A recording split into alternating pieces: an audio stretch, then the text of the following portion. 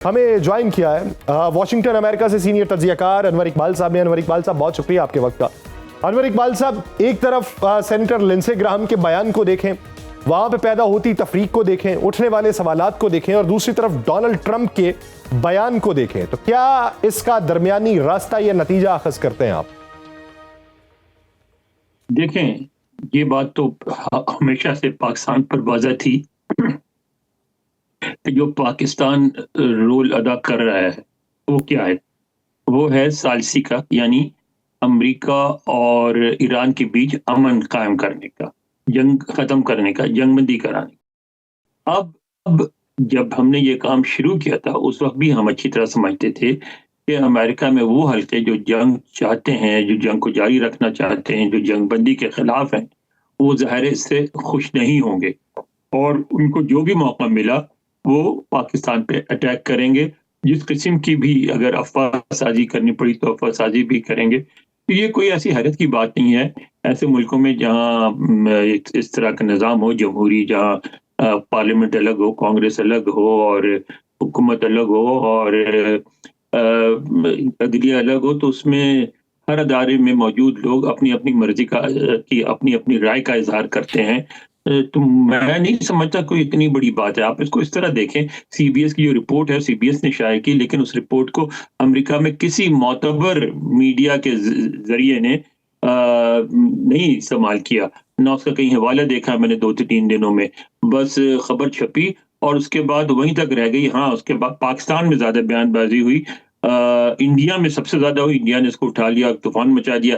بالکل سمجھ میں آنے والی بات ہے کہ اس سارے عمل سے جو پاکستان کا پروفائل بلند ہوا ہے، جو پاکستان کی عزت ہوئی ہے، اس سے ظاہر انڈیا میں اور انڈینز کو بہت ناراضگی ہے، تو انہوں نے کرنا تھا۔ پھر اسی طرح جو وہ حلقے ہیں امریکہ میں موجود جو جنگ چاہتے ہیں وہ بھی بہت ناراض ہیں، انہوں نے بھی اس کو استعمال کیا۔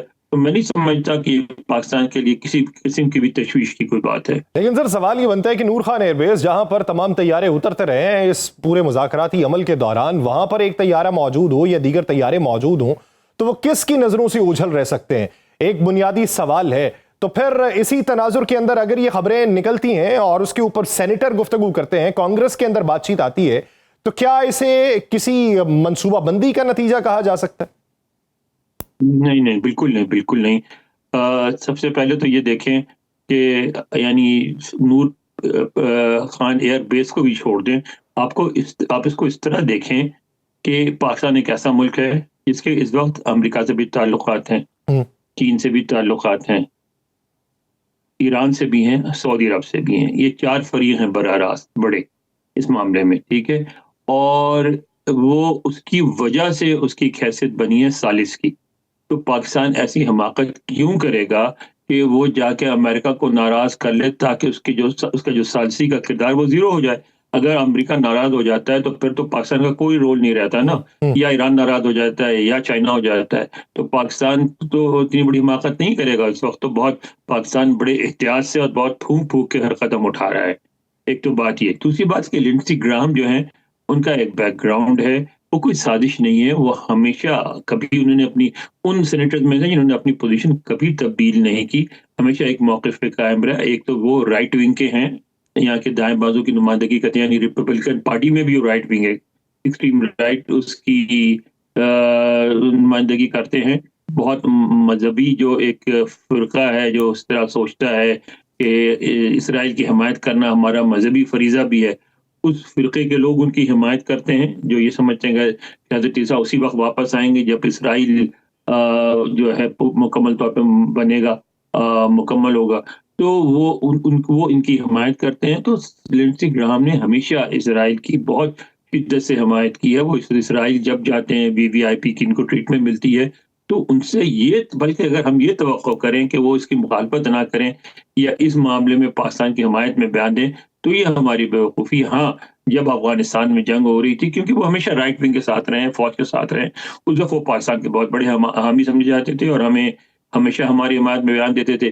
اب جنگ نہیں ہو رہی ہے تو ان کی وفاداریاں ادھر ہیں، ادھر وہ امریکہ کی رائٹ ونگ کا مفاد ہے۔ ڈونلڈ ٹرمپ نے ضمن کے اندر جو بیان دیا، یا پھر پینٹاگون یا وائٹ ہاؤس کی ضمن کے اندر جو خاموشی ہے، اس کو کس نظر سے دیکھتے ہیں؟ دیکھیں، اگر صدر ٹرمپ بیان دے دیں تو پھر تو وائٹ ہاؤس یا पेंटागन का बयान देना नहीं बनता ना, सबसे बड़ा जो अहलकार है उसने बयान दे दिया। और सदर ट्रंप इस बात को पसंद भी नहीं करते कि कोई उनकी आवाज से आवाज बुलंद करे, वो इस मामले में बहुत सख्त हैं। और आपने देखा कि इस तरह की बातें करने पर एलॉन मस्क की छुट्टी करा दी, को कोई भी उनकी राय से ऊपर बोलने की कोशिश करे तो बहुत नाराज होते हैं। तो मैं समझता हूँ कि सदर ट्रंप की वजाहत से ज्यादा मजीद किसी वजाहत की आपको जरूरत नहीं है। ये तो नहीं होगा ना कि सारे अदारे अमेरिका के पाकिस्तान के बारे में बोलना शुरू कर दें। पाकिस्तान देख, अब आपको अभी हैरत होगी ये सुन के कि गरचे ईरान में जंग हो रही है, बहुत बड़ा इशू है, सब कुछ है, लेकिन डोमेस्टिकली अभी सबसे बड़ा इशू जो है यहाँ इमिग्रेशन का चल रहा है। ज्यादा बयान इमिग्रेशन पे आते हैं, ज्यादा मुखालफतें इमिग्रेशन पे हो रही हैं, प्रोटेस्ट भी इमिग्रेशन पे हो रहे हैं। तो यहाँ जो ऐसा नहीं होता कि सारे के सारे एक इशू पे बोल पड़े।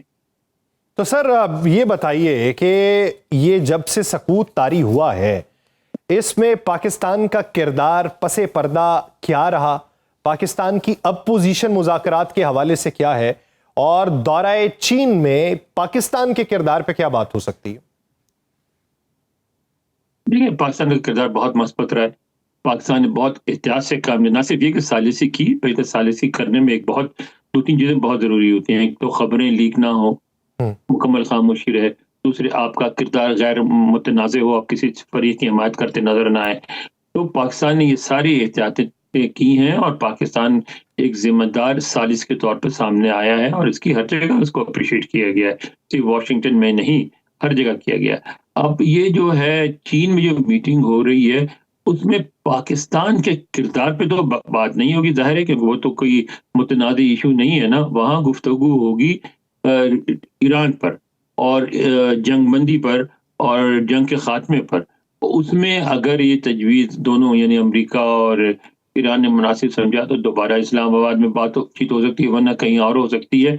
इस वक्त तो चाइना में जो ज्यादा बड़े मसाइल हैं, अभी फिर ये है कि मैं यहाँ कल एक सेमिनार हुआ था सारे दिन का, उसमें मैंने भी सुना, तो वहां भी एक गुफ्तगू हो रही थी कि ज्यादा जो गुफ्तगू होगी वो टैरिफ पे होगी, ट्रेड पे होगी, तजारती मुआहदों पे होगी। ईरान पे भी जरूर होगी, एक अहम तरीन मौजू है, लेकिन सिर्फ ईरान पे गुफ्तगू नहीं होगी, ज्यादा गुफ्तगू, क्योंकि सदर ट्रंप ये कोशिश करेंगे कि कुछ ऐसे एग्रीमेंट्स करें जिस जो अमेरिका के फेवर में जाए। चाइना कोशिश करेगा ऐसे एग्रीमेंट्स करें जो चाइना के फेवर में जाए। आपको पता है दोनों मुल्कों के दरमियान hundreds of billions of dollars की तिजारत होती है, तो वो ज्यादा फोकस चाइना का जब भी विजिट होता है तो ज्यादा फोकस तिजारत पे होता है। ज्यादा जो तवज्जो दी जाएगी वो दोनों ममालिक के दरमियान जो बाहमी मफादात हैं उनके ऊपर दी जाएगी और ईरान के मामले के ऊपर दी जाएगी। अगर वहां पे कोई शय तय होती है तो फिर हो सकता है कि अगला मरहला मुज़ाकरात का जो है वो इस्लामाबाद में हो जाए। बहुत शुक्रिया अनवर इकबाल साहब इस सवाल लेने के लिए।